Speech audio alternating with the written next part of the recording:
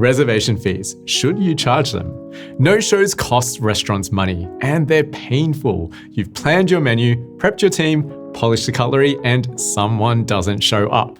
Hi, I'm Jay, and welcome to Explained by Square.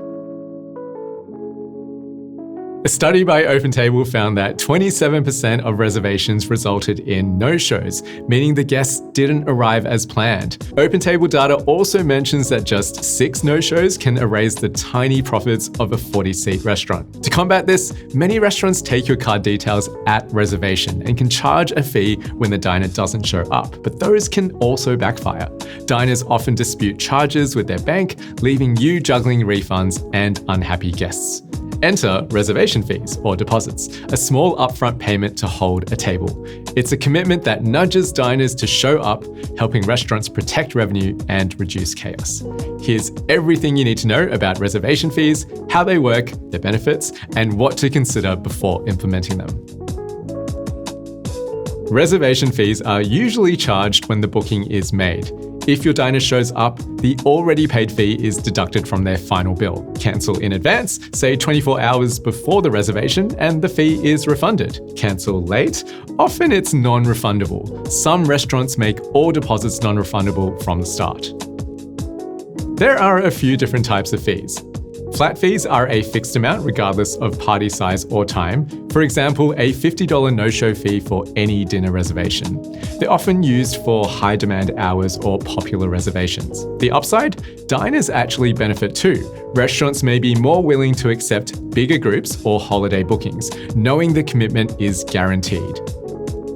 Variable fees change depending on factors like party size or peak times.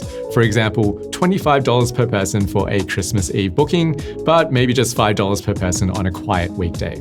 You can track reservations, monitor busy periods, and tweak fees based on real-time data. That way, you're not guessing what to charge, you're charging what makes sense for your business and your diners. Online platforms like OpenTable integrate seamlessly with Square, making the collection of fees straightforward. It's like having a digital bouncer who ensures your tables are respected. When you put reservation deposits in place thoughtfully, they do a lot more than just stop no-shows. First, you genuinely get fewer no-shows. When people put money down, they're far more likely to follow through. OpenTable found that deposits cut no-shows by an average of 57% and made guests 72% less likely to cancel at the last minute.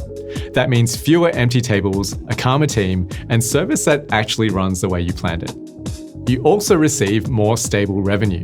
A couple of last-minute cancellations can throw the whole day off, but deposits give you a bit of cushioning and make staffing, ordering, and planning way smoother. But like anything, reservation fees come with trade-offs. They're not a magic switch.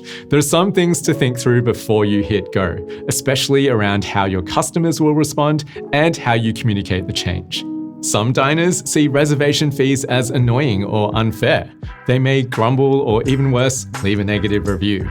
In one survey of diners, only 41% said they were willing to pay a deposit for casual bookings. Clear communication is crucial. Explain why the fee exists. It protects your business, secures their table, and keeps service smooth. Another thing to keep in mind is that fees could annoy regulars. One way to prevent this? Reward your loyal customers by waiving deposits for them. And if a diner posts an unhappy review about a fee, it could influence potential customers. Be ready to manage your online reputation proactively. Respond politely, explain the policy, and highlight the benefits. A little transparency goes a long way. Tech doesn't have to be complicated. Pick what helps you move faster, serve smoother, and makes your day easier. So, how do you implement your reservation fees? First, decide on the type and amount you want to charge. Consider your restaurant type, busiest hours, and customer expectations. Flat or variable, large parties or popular time slots, special events, highly sought after tasting menus, think about it all. Use data to guide you. Square Analytics and OpenTable Insights, for example, can show which hours are busiest, where no-shows happen most often, and which bookings are high risk. This helps you set a fair amount that deters no-shows without scaring off diners. Choose a platform that supports your fees. Your reservation system needs to support fee collections smoothly.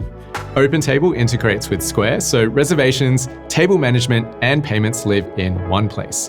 No double handling, no fuss. Communicate clearly. Transparency is key. Post your policy on your website, reservation platforms, and social media.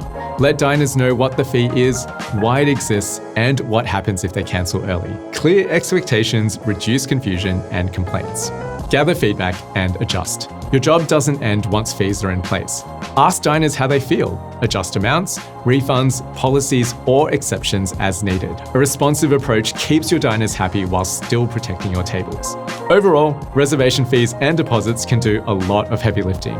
Fewer no-shows, steadier revenue, and a smoother dining experience for everyone.